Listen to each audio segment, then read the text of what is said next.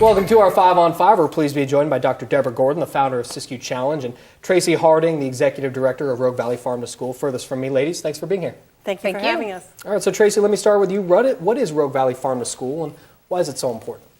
We're a nonprofit serving Jackson and Josephine County, helping children understand where their food comes from. We have many programs that we offer, some on farms, some in school gardens, a little bit in classrooms, and we also offer summer camps.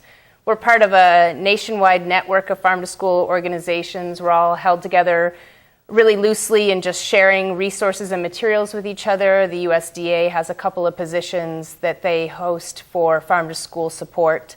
There's a Western region, and then there's Oregon. So we have all kinds of networks that we plug into, but all farm-to-school organizations are autonomous and do whatever their community wants of them or needs of them.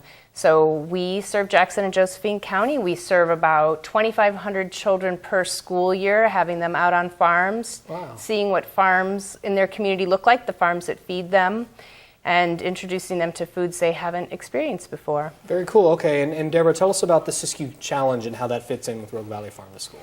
We started the Siskiyou Challenge. It was my idea based on a similar event I was in Montana, really to support farm to school. As a physician, I believe that the most important thing we can do for our health or the health of the planet is to have strong farms and introduce kids to vegetables they haven't had before. So we started it 4 years ago as a fundraiser for Rogue Valley Farm to School, and it's continued that way. It's highly supported by the community. You know, there's mom, dad, kid teams, and we also attract some of the most competitive racers from the region and hopefully beyond. Very cool. Okay, and Tracy, tell us a little bit more about the event and how people can get involved. Sure. The event is, as Deborah said, varied. We have teams that are really in it to win and teams that are in it to wear their favorite costume and just have a good time. So all levels of competitors are welcome. We have an online registration system set up. There's also paper registration. There's a website for the Siskiyou Challenge. There's a Facebook page. Deborah helps people build teams. You can race as a soloist. You can race 2 people in a team, any number of people up to 6 in a team.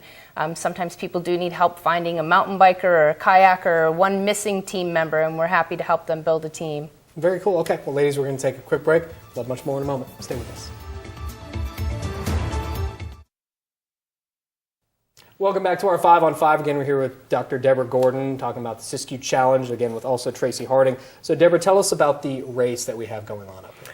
We're looking ahead to the race on September 28th. It's a Saturday morning. We'll start and end the race itself at Science Works in Ashland. So it's a great venue for a celebration on the grounds and in the museum itself. But the race follows 6 legs that involve 2 cycling road bike legs, a kayak leg out at Emigrant Lake, both running and mountain biking up in the watershed of Ashland above the park, and then a more gentle run through the city streets back to Science Works. So we like to think that we have 3 easy legs and 3 hard legs, but I'm not sure really any of them are particularly easy.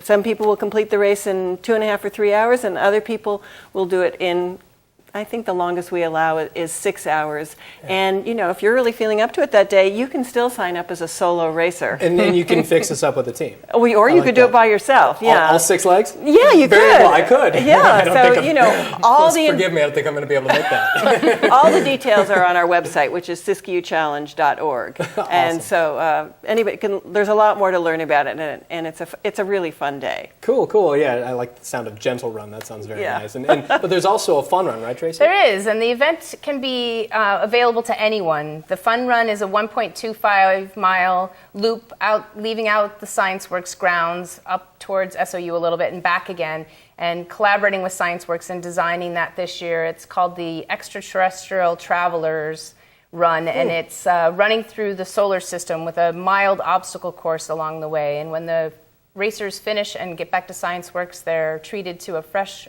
pressed apple cider. So, and they're also welcome to use the museum that day for free. There's also a few bands playing and festivities at Science Works, so it really is available to anyone who would like to come. We also need a lot of volunteers to host this event, so if anyone is interested in volunteering, the contact information is on the website. We would still be happy to hear from folks who want to help. It's pretty exciting to be out on the race course. It's really a lot of fun, and particularly if you're a service organization or a small business and you'd like a little bit of visibility, we still have one leg that's looking for a host. Doesn't cost you anything. You get to work together as a team.